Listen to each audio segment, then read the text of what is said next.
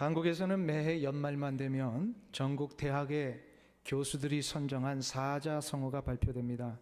지난 2016년 말에도 한국의 교수들이 선정한 사자성어가 발표가 됐습니다. 군주민수라는 사자성어입니다. 군, 임금 군자를 썼고요. 주, 배주자를 썼습니다. 그리고 민수, 백성 민자에 물 숫자를 썼습니다. 즉 백성은 물이요, 임금은 배이니 강물의 힘으로 배를 뜨게 하지만 강물이 화가 나면 배를 뒤집을 수도 있다라는 뜻을 가지고 있습니다. 한국 대학의 교수들은 2016년도 한 해를 마감하면서 그 수개월 동안 한국 사회를 완전히 흔들어 놓았던 대한민국의 정치와 권력자에 대한 실망을 이렇게 빗대어서 표현한 것입니다. 제가 이제 저도 매해마다 그 교수들의 그 사자성어 발표를 좀 듣습니다만 작년은 참 가슴 아픈 시간들이지 않았습니까? 제가 그 사자성어를 읽어보면서 이런 생각을 했어요. 맞는데 이게 어찌 2016년도 만의 일이겠는가? 이것이 어찌 2016년도 만의 일이겠습니까? 역사 이래 그동안 오고 갔던 세상의 권력자들, 위정자들 치고 백성의 기대를 완전히 충족시켰던 지도자는 거의 없었다라는 사실입니다. 그저 우리가 기대하면 기대할수록 세상의 정치인들이 우리의 기대를 무너뜨리는 적이 너무나도 많았기 때문에 우리는 여기에 대한 기대를 점점점 거둘 때가 많았습니다. 그런데 한번 보세요. 이것이 세상의 권력자나 정치 위정자들에게만 해당되는 일일까요? 한번 가만히 우리 개개인의 삶을 돌아보세요. 우리 개개인도 이런 문제 앞에 다 걸려 있습니다. 어느 누군가를 그렇게도 기대했는데 그 누군가가 우리의 기대를 완전히 무너뜨리고 생각지도 못한 신뢰할 수 없는 모습을 보여줄 때 우리는 그 기대 때문에 상처와 실망으로 가득 차게 됩니다. 이것은 무엇을 이야기하는 걸까요? 이 세상에는 완벽한 인간은 없다는 겁니다. 세상에서 완벽한 인간은 기대할 수 없습니다. 그러면 여기서 우리가 한 가지를 더 질문해 보기를 원합니다. 그러면 인간은 결국 인간의 기대를, 사람은 사람에 대한 기대를 완전히 포기해야만 되는 것일까요? 더 이상 완벽한 사람이 없으니까 우린 그럼 이제 인간에게 대하여 기대할 수 없습니다 라고 이렇게 포기해야만 되느냐 이 말입니다. 여기에 대하여 오늘 주님께서 우리가 읽은 이 본문 속에서 우리가 생각지도 못한 놀라운 새로운 차원의 대답을 하나 주셨습니다. 그것은 바로 인간을 인간의 본성 그대로 내버려 두면 더 이상 기대도 할 수 없고 소망도 할 수 없지만 인간이 가지고 있는 이 내면에 감추어진 그 죄된 본성을 벗어나게 하는 순간 그 사람은 우리가 생각지도 못한 새로운 사람으로, 우리가 기대할 수 있는 새로운 인격체로 변화되기를 시작한다는 겁니다. 다시 말해서 죄된 본성을 해결받으면 그 사람은 기대할 수 있는 사람으로 변화된다는 거예요. 주님은 그 죄된 내면의 본성을 벗어던지는 것, 오늘 본문의 표현대로 하면 외식이라고 하는 가면을 벗어던지는 것이다 말씀합니다. 외식은 뭐라 그랬어요? 우리 한국식으로 가장 잘된 표현을 한다면 뭐 하는 거라고요? 외식은 척하는 거다. 척. 속에는 전혀 그렇지 않은데 겉으로는 이런 척 저런 척 이렇게 하는 거, 이게 외식이라고 그랬습니다. 지금 이거를 원어적으로 보면은요, 연극하는 겁니다. 전혀 그렇지 않은데 겉으로는 사람들 앞에서 이렇게 연극하고 있는 이 모습, 이것을 외식이라고 그랬습니다. 그래서 이거 외식은요, 가면을 쓴 거예요. 이 외식이라는 가면을 벗어 던지기 위하여 주님이 오늘 우리에게 두 가지의 결단을 요구를 하십니다. 오늘 올 한 해 우리가 새롭게 출발하는 이 시점에 정말로 이 외식의 문제를 넘어서서 정말 하나님이 기뻐하시는 신앙의 길을 가기 위해서는 우리가 어떻게 될 것인가? 오늘 주님이 요구하시는 이 두 가지의 결단을 가지고 정말로 기대할 수 있는 사람으로, 그리고 누구나 저 사람은 정말로 소망이 있다라고 하는 소리를 들을 수 있는 인격체로 나아가기 위한 두 가지의 결단, 이것을 오늘 우리가 한번 살펴보겠습니다. 첫 번째로 어떻게 해야 되느냐? 생명을 살리는 자가 되어야 된다. 이것을 우리에게 요청하십니다. 한번 따라하겠습니다. 생명을 살리는 자가 되라. 오늘 15절 말씀을 보세요. 15절 말씀 우리 다 같이 한 목소리로 합독하겠습니다. 화 있을진저 외식하는 서기관들과 바리새인들이여, 너희는 교인 하나를 얻기 위하여 바다와 육지를 두루 다니다가 생기면 너희보다 배나 더 지옥 자식이 되게 하느니라. 아멘. 서기관과 바리새인들이 저지르고 있었던 그 당시 아주 심각한 문제 중에 하나가 다른 사람들을 지옥 자식 되게 하는 것. 자기들이 지옥 자식이 되는 건 이건 뭐 두말할 것도 없는데, 다른 사람까지도 지옥의 자식이 되게 하니까 주님이 지금 이걸 아주 통탄히 여기면서 질책하시는 거예요. 이게 지금 외식하는 자들이 넘어지는 가장 심각한 문제거든요. 외식하는 자들 때문에 이런 일이 일어나는 거예요. 주님이 지금 이 이야기를 하시면서 비교법을 사용하십니다. 너희들보다 배나 더 지옥 자식이 되게 한다. 그러니까 지금 서기관과 바리새인들은 이미 어떤 자식이라는 거예요? 지옥의 자식이다. 이런 표현을 지금 쓰고 계십니다. 지옥의 자식이라는 뜻이 뭘까요? 지옥. 물론 문자적으로 이거를 우리가 알면은 지옥에 떨어질 그런 존재들이다, 지옥에 떨어질 자식이다 라는 뜻이긴 합니다만, 이걸 좀 더 이 말씀을 사용하신 배경 속에서 보면 그 의미가 더 확실해져요. 이것을 알기 위해서는 이스라엘의 지형을 알아야 합니다. 지옥이라는 단어를 헬라어 언어에 보면요, 게헨나라는 단어를 썼어요. 게라고 하는 것은 이 계곡을 얘기를 합니다. 헨나라는 것은 흰놈이라고 하는 그 지역 이름이에요. 그러니까 게헨나라고 하는 것은 흰놈의 골짜기다라고 하는 뜻입니다. 지옥이 흰놈의 골짜기예요? 왜 그 이스라엘의 한 지역을 지옥이라고 표현하셨을까? 역사적으로 보면 이스라엘 백성들은요, 하나님 앞에 이 바르게 하나님만을 섬기는 이 삶을 살아야 되는데, 가나안 땅에 들어가자마자 3대가 끝나기도 전에 모세 시대와 여호수아 시대, 그리고 그 다음 세대가 이제 3대인데 3대가 끝나기도 전에 이스라엘 백성들이 그만 가나안 땅에서 우상 숭배 다 물들어 버립니다. 그 이후에 이방신들이 섬기고 있는 이 우상 숭배를 받아들이기 시작하면서 타락을 하는데, 그 타락의 극치가 뭐냐면요, 몰록 제사입니다. 몰록이라고 하는 것은 이방인들이 살아있는 어린 아이들을 신에게 불태워드리는 제사예요. 아주 끔찍하고도 잔혹한 제사입니다. 가증된 이 이방 제사를요, 어디서 했냐면 이 흰놈의 골짜기에서 한 거예요. 흰놈이라고 하는 것은, 골짜기는 예루살렘 요 수도 있잖아요. 예루살렘 요 중심부의 남서쪽에 있는 조그만 계곡입니다. 성지순례 가면 다들 거기를 한 번씩 이렇게 보고 옵니다. 그 계곡인데, 여기서 이 몰록 제사를 하는데 어린 아이들을 태워서 이 산 제물을 드리는 이 가증된 제사를 드리는 이 타락한 모습. 그런데 역사적으로 이 몰록 제사를 드린 이후부터 그 흰놈의 골짜기에서는 어떤 일을 벌이냐면요, 죽은 사람들의 시체를 태우기도 합니다. 그리고 나중에 가면요, 저들이 그 더럽고 추한 이 쓰레기들을 거기다 다 버려버리고 그 쓰레기를 태우는 쓰레기 소각장으로도 쓰기도 했어요. 그러니까 이런 일련의 역사적인 일들을 통하여서 이스라엘 백성들은 이 흰놈의 골짜기 게헨나 하면 이미지가 딱 하나 있어요. 그게 뭐냐면 악취가 나고 끊임없는 더럽고 추한 연기가 일어나는 곳, 이것을 예수님이 게헨나, 이거를 지옥이라고 표현하신 거예요. 그러니까 게헨나는 아주 냄새나고 더러운 곳입니다. 바리새인과 서기관들의 지금 외식하는 모습이 이 게헨나의 모습이라는 거예요. 더러운 모습이며 냄새나는 추한 모습이라는 거예요.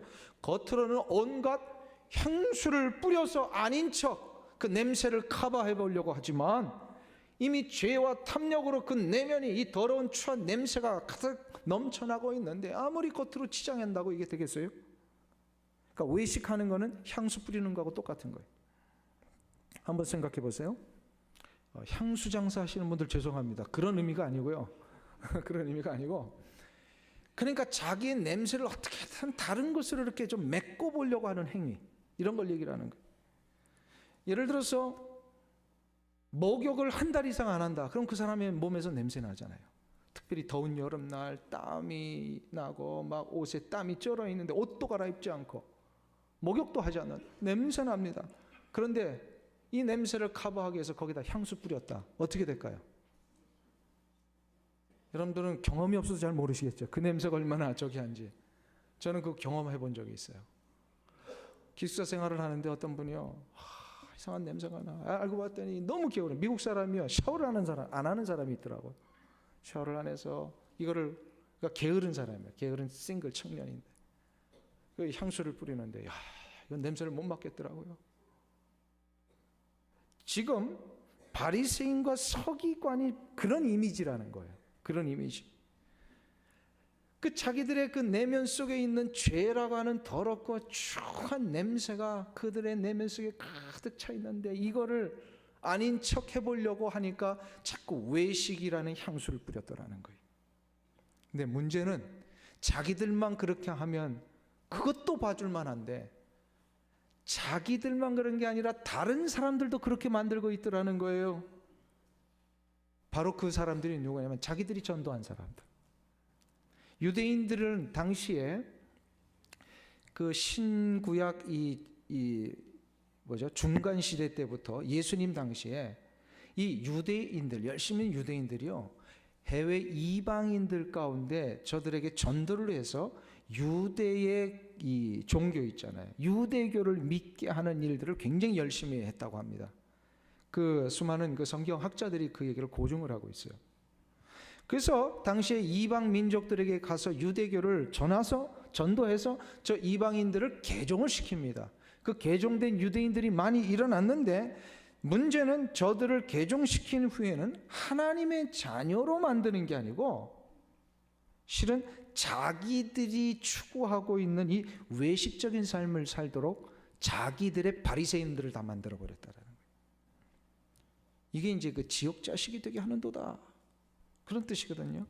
그러니까 외부에 있는 저 개종된 사람들이 이제 유대교라고 하는 바운더리로 들어와서 하나님 앞에 내면의 거룩과 죄사함의 용서와 이 정결의 삶을 살도록 하게 만들기보다는 이 바리새인과 서기관들 자기들이 만들어 놓은 이 규율과 인간적인 이 관습에 얽매여 살게 만들어 버리니까, 그래서 이런 범죄에 들어오지 않으면, 그러니까 말하자면 이렇게 겉으로 이렇게 경건한 이 삶을 살도록 만들지 않으면 다들 비판해버리고 정죄하고 어떨 때는 핍박도 해버리고, 그러니까 자기네들의 그룹 속에 들어오지 않으면 다 문제를 일으키게 만드는 거예요. 그러니까 무서워서라도 그 그룹 속에 들어가고, 그 그룹 속에 들어가면서는 하나님의 자녀의 길을 가는 게 아니라 어떻게 된다고요?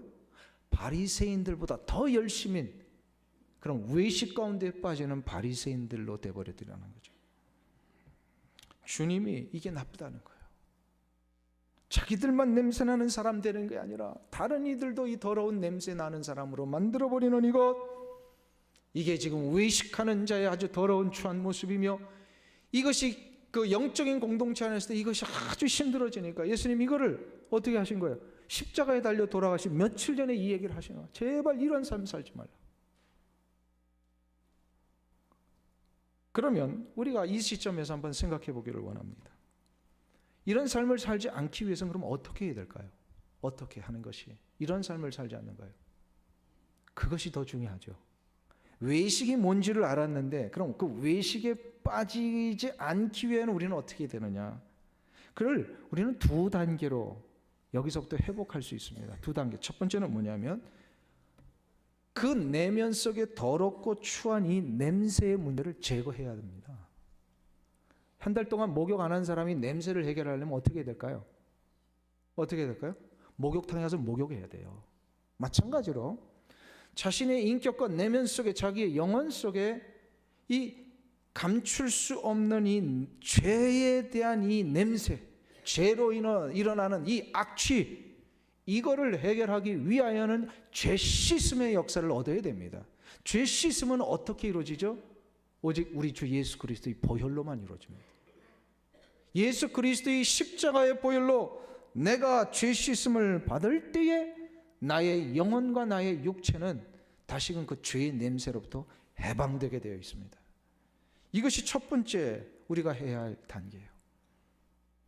그리고 두 번째로는 어떻게 하느냐, 이제 죄 씻음을 받은 다음에는 적극적으로 생명의 역사를 일으키는 일로 나아가야 합니다.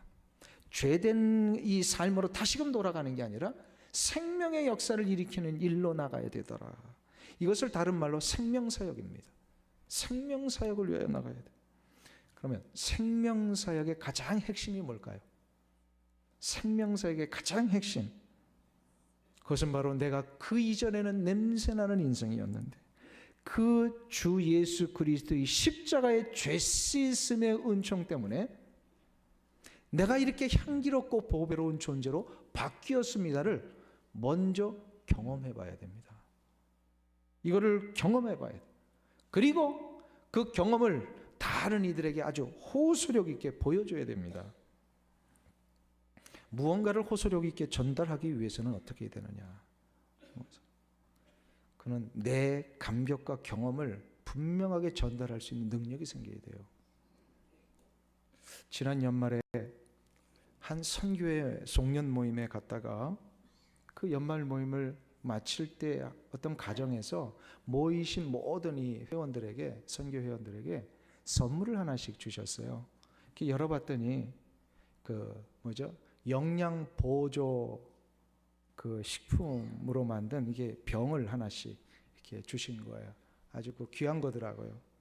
이걸 주면서 이게 뭔지도 모르고 받았는데 이거 주시는 분, 그 부부가 어떻게 이걸 소개하냐면, 이거를 우리가 먹어봤더니 혈압도 낮아지고 콜레스테롤도 없어지고 당뇨가 조절이 되고 이러면서 이거를 아주 굉장히 흥분하시면서 이야기를 이렇게 하면서 이거 먹었더니 이런 효과를 얻었다고 그 얘기를 하시는 거예요.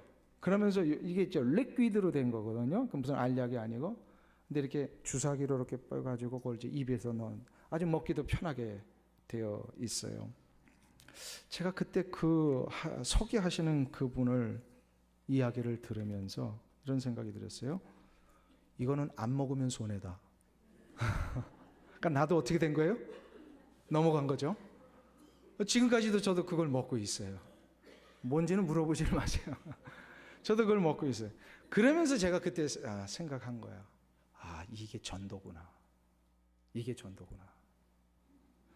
누군가에게 건강을 좋게 하는 것도 자신의 경험이 또 동원이 돼가지고 그것이 호소력 있게 전달될 때 그걸 먹고 싶어 하듯이요.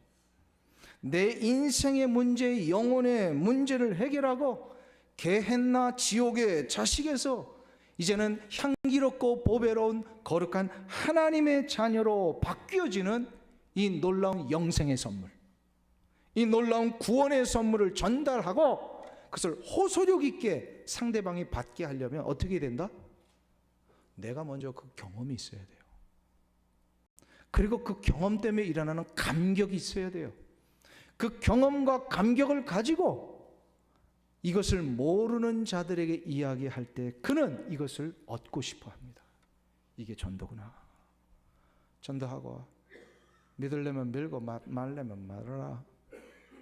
나는 그냥 전도만 하면 끝이다. 이게 아니라 내 감격이 있어야 되는 거예요. 내 감격. 이때 이 감격과 확신은요, 다른 이들을 움직입니다. 여기에 성령 하나님께서 역사하시는 거예요. 성령께서 역사하실 때 그의 마음의 문을 열도록 하십니다. 생명을 살리는 일에 우리가 이렇게 감격과 경험을 가지고 나갈 때마다 하나님은 그 놀라운 은혜의 역사를 우리의 삶 가운데 이루게 하실 줄로 믿습니다. 아멘. 그래서 우리는 나 때문에 다른 사람이 예수 안 믿을래, 이런 인생이 돼서는 안 된다는 거예요. 나 때문에 난 더 이상 교회 안 나갈래, 그런 인생이 돼서는 안 된다는 거죠. 어떻게 되냐? 저 사람 보니까 교회 나가고 싶어지고, 저 사람 보니까 하나님 살아있는 게 분명하고, 교회를 들어왔더니 그냥 똘똘 뭉쳐가지고 자기네들끼리만 뭐 하더라, 이러면 뭐가 되는 거예요? 이거는 바리새인과 서기관이 돼버리는 거예요. 내가 가지고 있는 아집과 편견과 교만과 멸시와 조롱을 가지고 이 바운더리에 들어오는 사람은 내 편이요, 이 바운더리에 들어오지 않는 사람은 나의 적이다, 편가르기 하고 당을 짓는 이러한 파워 게임을 내가 하고 있다면 이거는 바리새인이라는 거예요. 지옥 자식이 되게 한다는 거예요. 오히려 나와 다른 사람이 들어왔어도 그를 하나님의 거룩한 자녀의 삶으로 인도해 내줄 수 있는 이러한 풍성한 여유와 겸손이 우리 삶 가운데 있을 때에 그는 분명히 그분을 하나님의 자녀의 삶으로 인도할 수 있습니다. 아멘. 우리는 지옥의 자식이 아니라 천국의 자녀를 만드는 일에 쓰임받아야 될 줄로 믿습니다. 이 은혜가 여러분들 가운데 일어나시기를 축원합니다. 그럼 하나만 더 살펴볼게요. 그럼 이 외식의 가면을 벗어나기 위한 두 번째 또 다른 결단이 있어야 됩니다. 어떻게 될까? 이것은 바로 눈뜬 인도자가 되어야 된다. 주님이 말씀하십니다. 한번 따라하겠습니다. 눈뜬 인도자가 되라. 그럼 반대말은 뭐예요? 눈 감은 인도자도 있더라는 거예요. 그들이 누구냐? 서기관과 바리새인들이었어요. 오늘 16절을 한번 보세요. 16절의 말씀 같이 한 목소리로 합독합니다. 화 있을진저 소경된 인도자여, 너희가 말하되 누구든지 성전으로 맹세하면 아무 일 없거니와 성전의 금으로 맹세하면 지킬지라 하는도다. 맹세 문제를 말씀하시면서 이 맹세를 했던 그 서기관과 바리새인들은 소경과 같은 사람들이었다. 소경처럼 인도하는 사람들이었다라고 말씀을 하십니다. 이게 무슨 말씀이냐면 지금 서기관과 바리새인들이요 맹세와 서약을 남발하는 모습을 지적하신 거예요. 맹세와 서약을 남발을 했어요. 뭔가 이렇게 약속을 혼담하고 큰 소리 치는 사람들은 뭐가 있는 거예요? 그 내면에 불안이 있고요. 이거를 못 지킬 것 같은 그런 안타까움이 있으면 더 아닌 척하잖아요. 마찬가지로 서기관과 바리새인들은요 자신들의 이 내면 속에 있는 더러움과 추한 냄새를 감추기 위하여 이 겉으로는 경건한 척, 의로운 척 이거를 보여주기 위하여서 마음에는 지킬 마음도 없으면서 남들 앞에서 맹세를 또 서약들을 자꾸 남발을 했더라는 거예요. 그러면서 이 남발된 서약과 맹세들을 나중에 지키지 못하는 게 이걸 어떻게 했냐면 핑계거리를 만들어내서 못 지켜도 되는 것처럼 이렇게 저들의 규율을 만들어 버렸습니다. 그 대표적인 예가 뭐냐면 오늘 이 주님이 말씀하신 거예요. 성전을 향하여 맹세를 하면 안 지켜도 되지만 성전을 치장하고 있는 이 당시에 금으로 치장을 했잖아요. 예루살렘 성전. 이 금을 향하여서 맹세를 하면 꼭 지켜야 된다. 뭐 이런 식으로 얘기를. 이 제단을 향하여 맹세를 하면 안 지켜도 되지만 제단의 제물을 향하여 맹세를 하면 꼭 지켜야 된다. 이건 무슨 얘기입니까? 성전의 모든 제사와 성전에서 드리는 모든 예배, 이 모든 것은 오직 누구만을 향하여 준비된 거예요? 전능하신 하나님 향하여. 그러니까 이 안에서 이루어지는 모든 것은 하나님께 하는 것이었어요. 그런데 저들이 눈이 머니까 영적으로 어두워지니까 성전 안에서 하는 모든 행위들, 모든 말들 이게 하나님 앞에서 하는 건지도 모르고 저들은 하나님을 보지도 못한 채 이 모든 것을 자기의 탐욕과 이기심을 이용하는 수단으로 만들어버렸다는 거예요. 맹세를 지킬 마음도 없이 자신들의 탐욕과 이기심을 채우기 위하여 모든 성전의 제사를 자기 마음대로 바꿔버린 거예요. 성전의 모든 제사의 의미를 자기 마음대로 변형시키고 이용했다는 거예요. 이건 한마디로 무슨 얘기냐면 하나님 이용해버린 거예요. 하나님 이용했어요. 이거를 주님이 아주 통탄해 여기셨어요. 말씀의 그 본질도 알지 못하고 하나님이 무엇이라고 원하시는지도 그를 제대로 보지도 않은 채 그냥 자기 마음대로 교회 안에서 자기 마음대로 성전 안에서 하고 싶은 대로 했다라는 거예요. 이런 식으로 맹세할 바에는 아예 맹세하지 말라고 주님이 마태복음 5장에서 말씀하신 거예요. 왜 이들이 이런 행동을 했다고요? 저들의 눈에 뭐가 씌었어요? 어둠이, 영적인 어둠이 영적으로 어두워졌기 때문에 그렇습니다. 그래서 주님이 오늘 16절에서 이들을 눈먼 인도자 소경이다라고 말씀하십니다. 영적으로 어두워진 이들이 다른 사람들을 이끌게 되면 어떻게 되죠? 둘 다 망합니다. 둘 다 망하는 거예요. 그래서 영적인 공동체 안에 지도자들은 언제나 영적으로 깨어 있어야 돼요. 깨어 있지 못한 자가 지도가 되면 그 공동체 어려워지는 거예요. 자신의 입에서 나오는 모든 말과 표현과 행동과 서원들이 하나님 앞에서 하는 것임을 그가 분명히 알고 있어야 돼요. 영적으로 깨어 있으면 이걸 압니다. 내가 하는 것이 하나님 앞에서 하는 것이구나. 이거를 알면 우리는 두려워서 허튼 맹세를 하지 않습니다. 자신의 위치나 체면 때문에 함부로 지키지도 못할 약속들 남발하는 것이 아니라, 그래서 이거 뭐 했다가 안 지키면 그만이지 뭐, 이게 아니라는 거예요. 모든 것은 다 하나님 앞에서 하는 것이기 때문에 만일에 약속과 서원을 했다 하면 그것은 반드시 어떻게 되는 거예요? 지켜야 되는 거예요. 지켜야 되는 거예요. 우리 세상에서 이런 일들을 너무 많이 보지요. 세상에 선거 때만 되면요, 얼마나 정치인들이 약속을 남발합니까? 그런데 그 정치인 막상 그 당선이 되고 나면 어때요? 그들이 약속했던 그 모든 약속 완전히 휴지 조각이 돼버리잖아요. 뭐 미국이고 한국이고는 뭐 마찬가지예요. 어느 나라건 다 그래요. 만일에 약속을 그렇게 남발했는데도 정치인이 당선이 돼서 그걸 하지 않는다, 그럼 그 나라 어떤 거예요? 소망이 없습니다. 영적인 공동체도 마찬가지. 이 영적인 공동체에 맹세와 서약이 남발하고 약속이 남발하는데 지켜지지 않는 거 있더라. 이거는 생명의 역사 일어나지 않습니다. 그 공동체. 그렇기 때문에 우리는 모든 서약과 맹세는 누구 앞에서 한 거라고? 하나님 앞에서. 믿으세요, 여러분들? 모든 서약과 약속은 하나님 앞에서 한 거예요. 함부로 하면 안 돼요.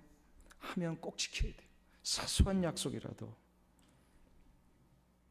우리가 내일부터 이제 새벽 4시부터 밤 12시까지 20시간을 21일 동안 15분씩 연속 릴레이 기도를 하나님 앞에 하기로 약속을 했습니다. 오늘 아침에 담당 목사님이 그 얘기를 하시더라고요. 한 120여 명 된다고 얘기를 하셨습니다. 사인업 하신 분들이. 아마 오늘 또 나가시다가 하시는 분들이 있을 겁니다. 15분 약속을 했어요. 자, 이 15분 이거를 누구 앞에서 하신 거죠? 진짜예요? 담당 목사님 앞에서 하신 거예요? 하나님 앞에서 하신 거예요? 아멘? 그러면 15분의 약속을 지켜야 돼요? 안 지켜야 돼요? 가끔 펑크 내도 돼요? 안 돼요? 근데 작년에도 보면 가끔 펑크 내시는 분들이 있어요. 그럼 그거 누가 메꿔요? 앞에 기도하신 분이라 뒤에 기도하신 분이 메꿔야 되는 거예요. 그것도 안 되면 어떨 때는 이제 담당 목사님이 메꿔야 돼요. 자, 15분. 우리가 하루 생활 24시간 중에 15분, 그게 긴 시간은 아니고 어찌 보면 짧은 시간입니다. 어떤 분들은 커피 먹는 시간 1시간도 갖는 분들이 있어요. 커피 마시는 시간보다도 짧은 시간이 15분 기도의 시간입니다. 그러나 한번 보세요. 이 15분을 기도하기로 약속을 하셨다면, 이걸 하나님 앞에 하신 약속으로 분명히 영적으로 눈을 뜨고 이 약속을 하나님이 들으셨다라고 여러분들 분명히 아신다면 이 시간을 소중히 여기고 지키셔야 합니다. 요 사인업 하기 전에 요 설교를 들었어야 사인할까 말까를 결정했을 텐데, 그죠? 요 시간을 15분 아주 작은 시간이지만 한번 지켜보세요. 여러분이 하신 약속의 시간을 하나님 앞에 소중히 여기며 지키실 때 하나님은 여러분의 하루의 삶에 남은 모든 시간을 소중히 여겨주실 겁니다. 하나님이 그 시간을 소중히 여겨주시는 한 단 1분도 여러분의 삶이 헛되지 않게 하실 거예요. 그렇기 때문에 약속은 굉장히 중요한 거예요. 하나님 앞에서 하신 약속은. 많은 젊은이들이 결혼식을 합니다. 봄과 가을에 특별히 많이 하고요. 저에게도 결혼식을 부탁하는 경우들이 있습니다. 그럴 때마다 제가 그 결혼식을 부탁하러 오는 두 예비 신랑 신부들에게 요청하는 것이 있습니다. 물어봅니다. 먼저 이것이 두 사람만의 즐거운 결혼식이 되기를 원합니까? 아니면 이것을 정말로 하나님의 축복 가운데 이루어지는 결혼식이 되기를 원합니까? 물어봐요. 그러면 대부분 다 후자를 얘기를 하죠. 하나님의 축복 받고 싶다 그러지 뭐 안 받고 싶다 분은 없잖아요. 그러면 제가 부탁을 합니다. 두 가지를 합니다.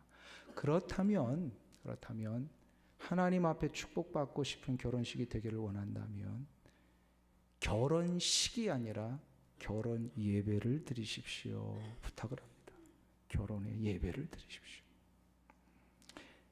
세리머니와 예배는 다른 겁니다. 많은 요즘 젊은이들이요, 자기들만의 이 아주 추억 있는 결혼식을 만들려고 어떤 사람은 저 해변가에 가가지고요, 정말로 바닷가 보는 앞에서 제가 주례한 적도 있어요. 근데 바닷바람이 얼마나 니까 뭐 들리지도 않고 뭐 무슨 얘기 했는지도 다 모를 거예요. 근데도 그런 결혼식 주례도 부탁을 하시더라고요. 근데 제가 해보니까 그런 거는 다 그냥 바람같이 정말 스쳐 지나가는데, 예배를 통하여 정말로 교회에서 예배당에서 결혼식한 이 예배당은 나도 남고요, 그 사람들도 남더라고요. 그래서 제가 결혼식을 예배당에서 하는 분들한테 꼭 부탁을 해요. 당신들이 두 사람을 향하여서 했던 그 서약들, 하나님 앞에서 한 서약, 요거를 결혼식 끝나고 신혼여행 갔다서 반드시 종이에 써놔서 그걸 액자로 만들어서 거실에 붙여놓으십시오. 매일마다 오고 가면서 그 자기들이 결혼식 때 했던 서약을 읽고 리마인드하고, 이거는 두 사람만의 약속도 아니요, 하객들에게 한 약속만도 아니라 이거는 전능하신 하나님 앞에서 한 약속이기에 내가 이것을 끝까지 지켜야 되겠다라는 이 결심하라고 요청을 해요. 이거 순종하는 부부가 있어요. 그 순종하는 부부가 아직도 있어요. 그 부부 보면은요, 갈등이 있을까요, 없을까요? 안 해봐서 잘 모르시죠? 그 부부 갈등이 없어요. 보니까 갈등이 일어날만 할 때도 어떻게 되냐, 그거 보니까 또다시 원래의 마음으로 돌아가는 거예요. 원래의 마음으로. 이게 기뻐하는 일인데, 하나님이 이것을 기뻐하시고 이것이 복된 삶인데, 사랑하는 성도님 여러분, 그래서 우리가 어떠한 일을 하든지 간에 하나님 앞에서 약속을 하고 그것을 지키기 위해 끝까지 노력해요. 이걸 하나님 기뻐하시고 여기에 복을 주십니다. 복을 주세요. 많은 분들이 임직을 받으면서 서약들을 하십니다. 그 서약을 누구에게 하시는 것입니까? 이 자리에도 많은 우리 장로님들이 계시고 안수 집사님들이 계시고 권사님들이 계십니다. 평신도로 이렇게 봉사하시다가 어느 시점에 교회 부름 앞에 여러분들이 이제 임직을 받으셨어요. 그러면 임직 받는 그날에 임직 예배를 드릴 때 반드시 서약을 합니다. 그 서약 여러분들 지키고 계십니까? 우리 저 권사님들 그 서약 지키고 계세요? 그럼 안수 집사님들로 여쭤볼게요. 안수 집사님들 그 서약 지키고 계세요? 우리 장로님들에게 여쭤볼게요. 장로님들 그 서약을 지키고 계십니까? 만일에 이것이 잘 지켜지지 않는다면 지금부터라도 그 서약을 다시금 리마인드 하시는 게 좋습니다. 왜요? 그 서약은 누구한테 하신 거예요? 하나님 앞에 하신 것이기 때문에 그렇습니다. 제가 그것을 리마인드 해드리는 입장에서 제가 임직식을 집례할 때 꼭 했던 서약은 이것이었습니다.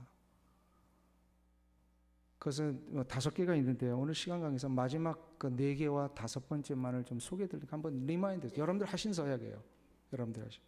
4번째, 여러분은 본 북미주 개혁교회가 정한 법과 원리를 하나님의 은혜의 원리로서 충실하게 수행하되 장로직을 받는 여러분은 말씀의 사역자와 함께 영적인 돌봄의 일을 집사 여러분은 성경이 정한 바 구제와 섬김의 일을, 권사 여러분은 기도와 봉사와 섬김의 일에 순종할 것을 서약하십니까? 이건 여러분들이 서약할 때 받았던 문장 그대로입니다. 서약하셨지요? 다섯 번째는 뭡니까? 여러분은 본 교회의 화평과 연합과 성결함을 위하여 힘쓰시기로 서약하십니까? 이 서약은 여러분들이 하나님과 우리 성도들 앞에서 한 서약이십니다. 이것이 여전히 하나님 앞에서 한 약속임을 믿으십니까? 아멘. 오늘 이 시점에 나 그건 무효입니다 하시는 분들 계세요? 하나님 앞에서 한 서약은 그 작은 것이라도 지켜야 됩니다. 지킬 때 하나님은 여러분을 기뻐하실 것입니다. 사랑하는 성도님 여러분, 우리는 최소한 눈먼 인도자는 되지 말아야 합니다. 영적으로 어두워져서 이게 누구 앞에서 한 건지도 분별 못하고 그냥 내가 한 번쯤 해버린 이야기로 끝나버린다면 이건 역시 눈먼 인도자입니다. 매해 지난주에 우리는 서리 집사와 또 동산의 리더들과 또 찬양대원들과 카운슬의 위원장들과 수많은 일꾼들을 했습니다. 여러분들 그걸 받으실 때 이 직분을 끝까지 지키기로 약속하셨습니다. 한번 찬양대 임명 받으셨으면 끝까지 충성하는 그 약속을 끝까지 지키시는 우리 찬양대원들 되시길 축원합니다. 아멘. 그는요 하나님 앞에서 하신 것이기 때문에 그래요. 우리는 최소한 눈먼 인도자는 돼서는 안 됩니다.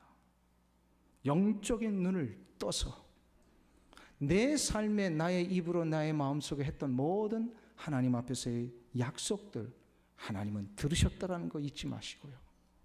그리고 그 약속을 지금도 지키고 있는가를 하나님은 기다리고 계시다라는 사실입니다. 이것을 우리가 알고서 아주 작은 약속에서부터 최선을 다하여 지키며 나갈 때에 하나님은 분명히 우리의 삶을 기뻐 받으실 것입니다. 이 은혜가 2017년도 한 해 동안 여러분의 삶 가운데 일어나시기를 간절히 주님의 이름으로 축원합니다.